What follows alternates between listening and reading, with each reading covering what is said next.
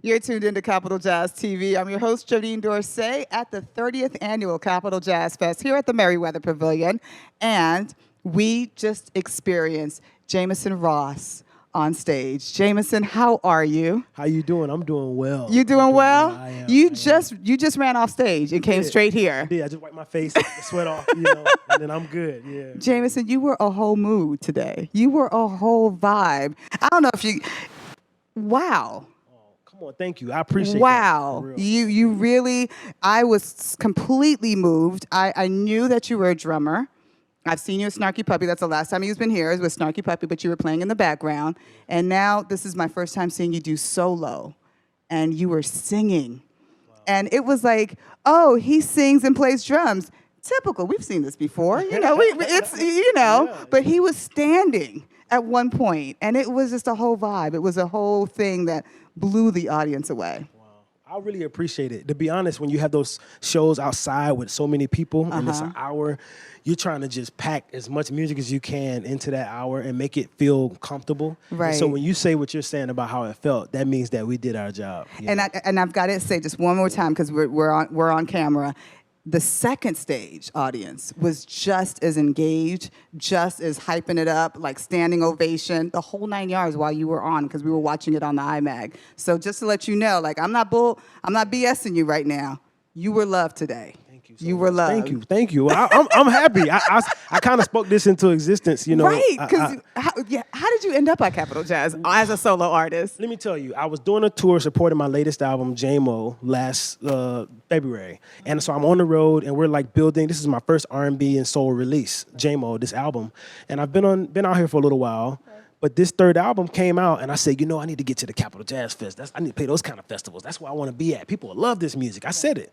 And literally a couple of days later, my management, while we're on the road, was like, yo, Capital Jazz called. And I was like, yo. So he just manifested this into existence. Yes. Basically, this is what he's telling us. This whole year for me is like that. I mean, literally, me as a vocalist, I've put out 3 albums as a singer. My first album, Jamison, was nominated for a Grammy for Best Jazz Vocal Album. Right. And then this is my third album, independent release.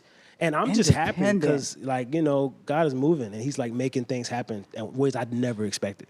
And what's great about being independent is like you're directly connected to your consumers, like you're directly connected to your fans. So you just converted like thousands of people today. Yeah, I think so. I know so. Yeah, and I will tell you this: every time we do one of these events like this, I do see. You see the traction. You see people follow along, and they not just come along. They follow. They want to hear the music. They want to know when you again. Exactly. Right. And so when I come to this area again, I look forward to seeing a little Capital Jazz fans coming through and supporting and whatnot. Yeah. What was it? What was it about your career? Because you started off as a student of jazz in the whole 9 yards. You started off a musician. Mm-hmm. What was it that clicked and said, I need to sing and be a solo artist? Yeah. Well, I always had the gift to sing. My grandmother used to say, Jamison, like, I feel like your voice is going to take you where you need to go.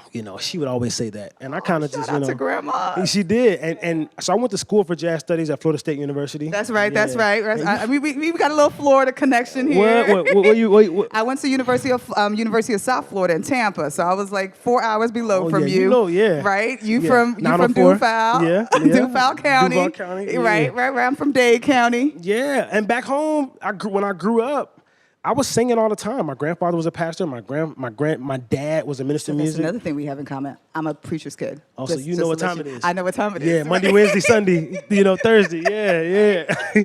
But my mom pushed me outside of the church, not in a negative way, but she basically said, you got to legitimize your gift, and I want you to learn. She did. My mom is like, and she was so smart and forward thinking about it. She pushed me. I went on to get my master's at the University of New Orleans. I got my master's, and basically because of her, it opened the doors of my musicality and what I could do and my gift. So me singing and playing the drums, like me having the imagination, I think it's only my experience mixed with just my natural born purpose that was supposed to happen. So So mom allowed you, because this is something special, because not a lot of preachers' kids or not a lot of people from the family of church, right, get to go outside and experience non-secular music, as we like to say it, and get to perform non-secular music, and you have the support from your family. Oh, big time. Wow. It's been, to be honest, that environment of the artistic environment from middle school and high school was super impactful to how I'm able to envision where we are now. Because this is all vision. This is ideas.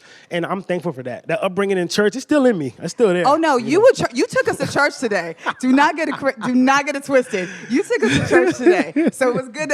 I saw it. When I saw it, I was like, oh, there you go, there you go, there you go, there you go. That church service, and I got it. Had the whole audience clapping and singing along. I love it. I love it. Thank That you. was great. So New Orleans, you got your master's in New Orleans, and I know being from Florida.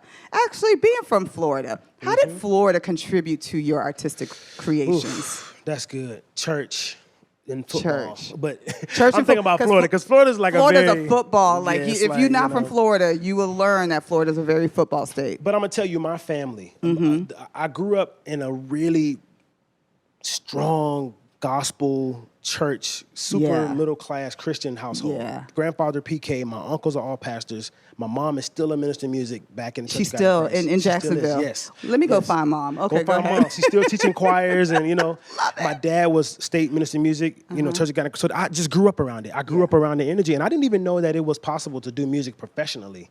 And when it comes to like going to school for it, I didn't know until my mom said, "Hey, you got to put yourself in these spaces to see bigger. That's right. Like to see how you can legitimize this thing that you do every Sunday."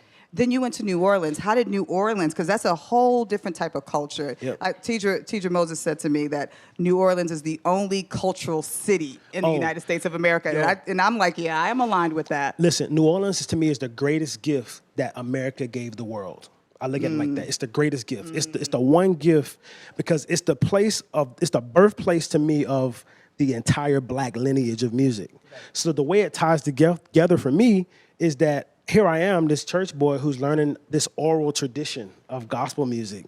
And then I go to college for 7 years, get a master's degree, and learn about jazz and learn about the tradition of what I call the American classical music, which is also black music. Right. And then I tie these together, and here you get me now, where I'm now putting it together. I'm putting both of those experiences together, and I'm playing drums and singing at the Capitol Jazz Fest. I love it. I love it. So tell me about the new album.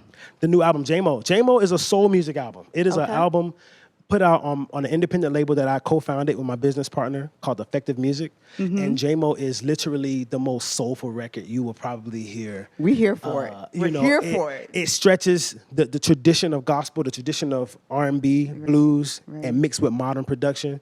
And so you can put your two-step on, some Al Green, Betty Wright, some Rance Allen. It's got a real good feeling to it, you know what I mean? And are you still working with other artists as well? Is that still? Ooh, yes, I am. So you're on the road a lot. I am, and I don't want to drop the. Let's just say this: I am producing other artists and working with other artists as a producer. I'm not playing drums with anyone else anymore, though, because this is what I'm doing. This is what you do. That's right. Yeah, You better. yeah, You better. And how do people keep in contact with you and know when you're coming to their city? Jamison Ross. Okay. JAMISON. Okay. _ Ross, not with the E. It's not like the bottle of Jameson. It's more like Jamison with the I. You know? With the I. And anywhere, Instagram, Facebook, my website, Jamison Ross Music, email, JamisonRossMusic.com. All of it. All of it. But I'm really easy to find. These days, we're super digital. We're super like. Absolutely. And I hope to come to a city near you. I will be around Request all it. year. Yes. Request it. DM. Slide in the DM. I'm in this city, and I want Jamison in my town because you are a whole experience. Come on, and I thank you for that. Thank you. I appreciate it. I thank you for that. Yeah. Jamison, thank you for being with us here at Capitol Jazz. Yeah. Jamison Ross, Jodine Dorsey, you're tuned in to Capitol Jazz TV. Yes, indeed. Looking forward.